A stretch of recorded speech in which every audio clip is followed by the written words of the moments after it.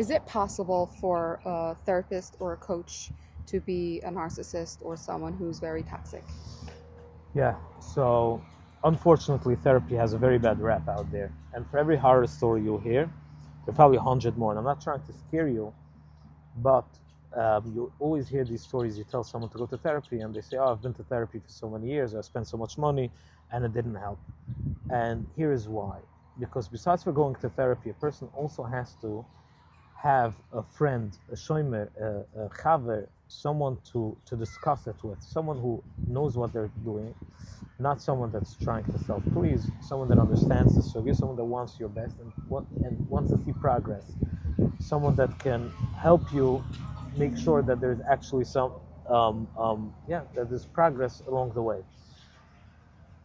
If you're coming out of therapy, the second, the third session, and you feel just as confused or more confused, you feel like you're drained of your energy, you feel like someone is putting in more voices in your head than you had going in, then it might not be a good fit.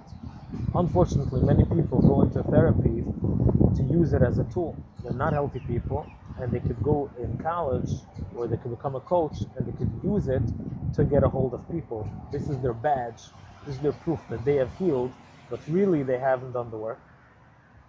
They're just using it, they're actually gaining extra tools, like a lethal weapon of how to continue to manipulate and to control and to dictate people's lives. And that is, that's terrible.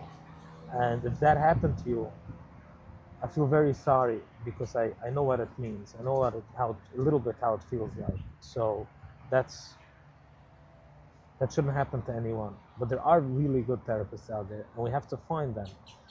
And the way we can, the second way I said, one is to have a friend that helps you. The other way is to learn the terms of gaslighting, manipulation, Darvo. I have it on my website, toxickingdom.com.